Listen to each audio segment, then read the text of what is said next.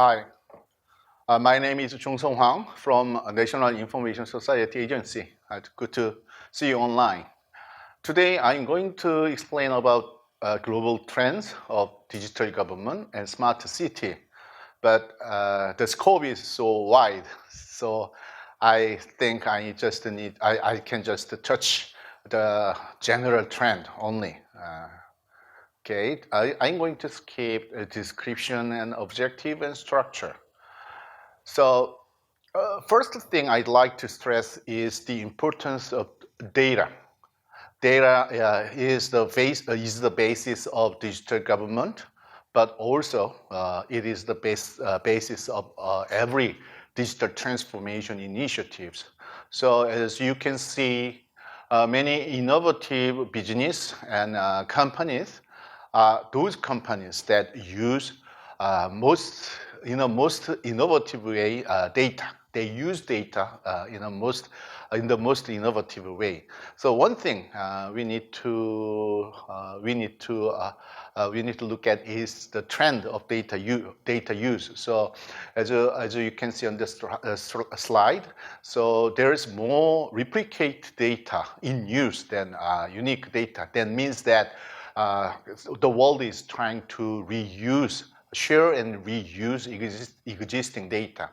With the data reuse, we can make smart government beyond the e-government.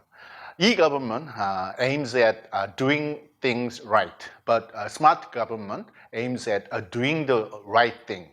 So doing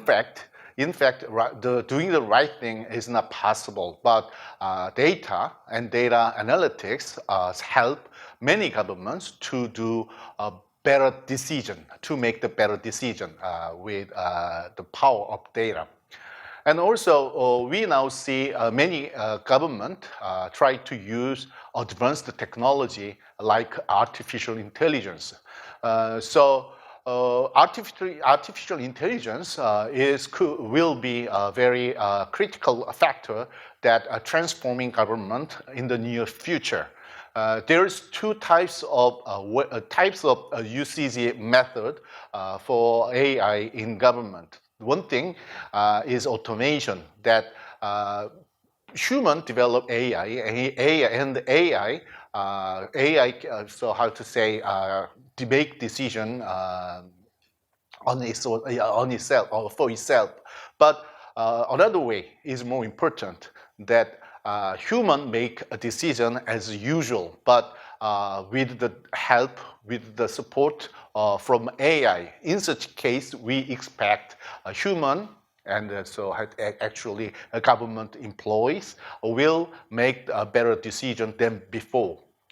There are many good practices for digital government, but I'd like to introduce today Estonia, the case of Estonia.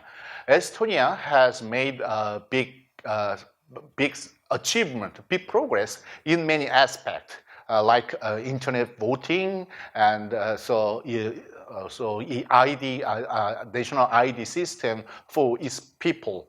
But more important than such services is the infrastructure for East Estonian e-government. The name is X-Road. X-Road is the digital government platform Estonia government has developed with global company and global academia and foreign government. But anyway, with the X-Road as the platform for e-government, Estonia can connect many systems very efficiently, and also Estonia government promote the sharing and reuse of data inside government. Korea has been pointed out always as one of the best case in e-government. So Korea has made also good progress in terms of data policy and data management. As you can see, the history of Korea's data policy has long history. It started at least it started in 1987 when the Korea government started nationwide database for the e-government and for the future information society. But so now such nationwide database now working as the very basic foundation of Korea's not only e-government but also Korea's smart city, smart country, and smart service. And then as you can see, the data policy has been developed as time goes on. So now Korea tried to develop advanced data economy today. One very interesting project Korean government have tried is Government 3.0, which was started in 2013. So as you can see, e-government e-government has improved the process of government working, but it did not improve the quality of government policy making and quality of government services. So the main purpose of Government 3.0 is to upgrade government capability in terms of policy making and service delivery. Here, the reason why the Korea government started Government 3.0, the reason is very important. It's because the Korean people so give very low trust to Korean government. As you can see in this slide, Korea government received very low level of trust from Korean people. It was very surprising because Korea was at that time was very advanced in e-government. That means that Korean government could provide government service very efficiently and conveniently. But still, Korean people didn't give trust to Korean government. It's because they didn't think Korean government do the right thing. So instead of doing things right, the Korean government so tried to find way to do the right thing, and it was Government 3.0. Government 3.0 was based on four basic paradigms, so kind of paradigm shift in the working of government. One thing is to move rule-based to data-based, data-driven decision-making. The other one is open government data to the public. So the public here include not only private company, but also citizens can help government to solve wicked problem. And third principle is whole of government. So inside the government, every document and every process can be shared between related agencies. And the last one is to provide people-centric service. In fact, not all paradigm were not realized with Government 3.0, but at least we made some meaningful progress with Government 3.0, and that is now working as the basis for more advanced smart city in smart government today. The third topic of my presentation is smart cities. So now smart cities now receive big attention. So many countries highlight the importance of smart cities.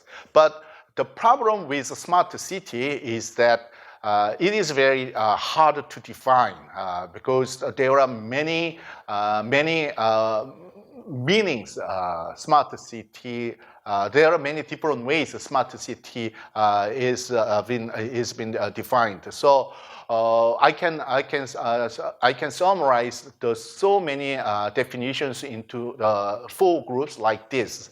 The base And all this, the definition is to see smart city as a city of sustainability or a city of technology. But recently, new trend emerged to see smart city as a city of future or advanced city or a city of digital transformation. City of digital transformation among them now also receive more attention than others because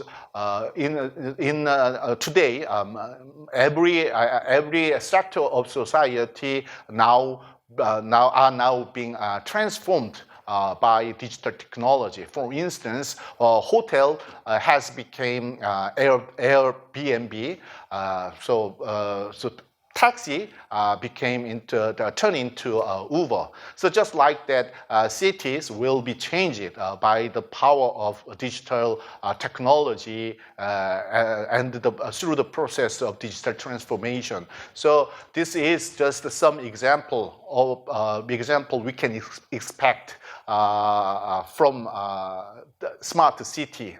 So example changes.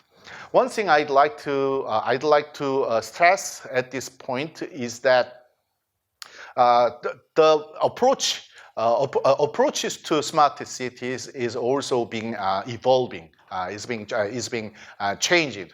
There's two big trends of changes. One thing is from city as a product to city as a platform. So, do you think a smart city is a product like a TV set or a car?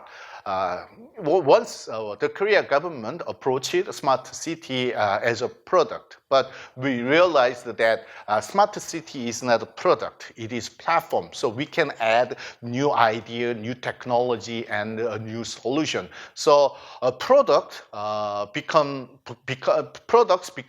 worse as time goes on, but platforms become better, become stronger as time goes on because new idea and new technologies are added to a platform. So just like that, smart city keep evolving because it is if we approach smart city as a platform.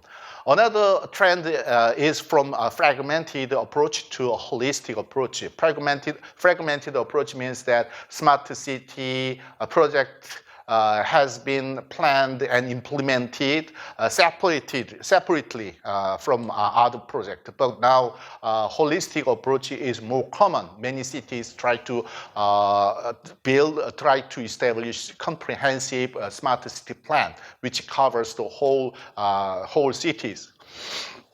Lastly, let's look at the Korean experience of smart cities. So as you can see here, the history of Korea's smart city is full of ups and downs.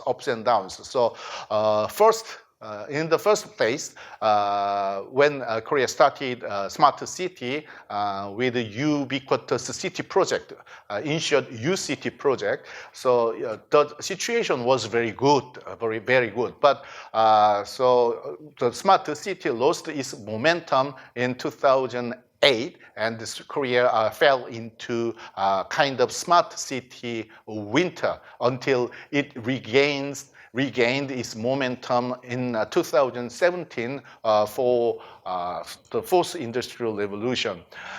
From the Korea's smart city history, one thing need to be stressed is the development of data architecture. So when we first started smart city with U-City, we applied ICT-driven architecture, which means that there's no effective data sharing system between different applications. So the only way to get new data is to build a new system. But Korea, so after experiencing smart city winter, we discovered that the importance of effective way of data sharing. So we developed a data-driven model, which which share data from different applications or different systems. Now, Korea is trying to build advanced platform-driven architecture, which share basic platform or common infrastructure among related systems. And Korea has changed its smart city policy from the lessons from smart city winter.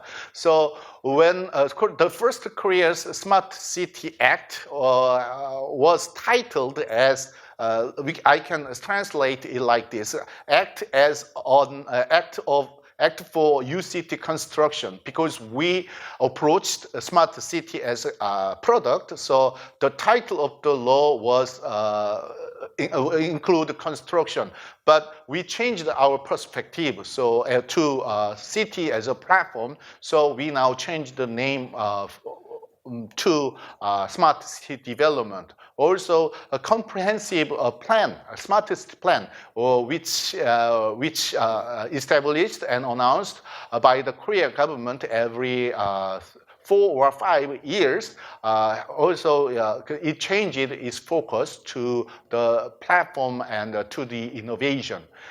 This slide summarizes the current Korean government smart city policy. So it can be summarized into 4 groups like this, from national pilot smart city to smart city challenge program and technology development program and innovation development program. So lastly, I'd like to share what we are working on now for the future. So we realized that the very basic for the future society is to build new infrastructure that can help government and everybody to share data and help everybody to use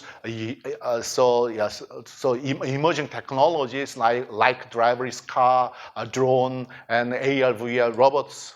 So we are now developing new infrastructure, not old infrastructure, new infrastructure for the coming society. Okay, so today I'm just briefly introduce the general trend and the Korea's experience of digital government and smart cities. I hope this presentation might be helpful for your work. Thank you for your attention.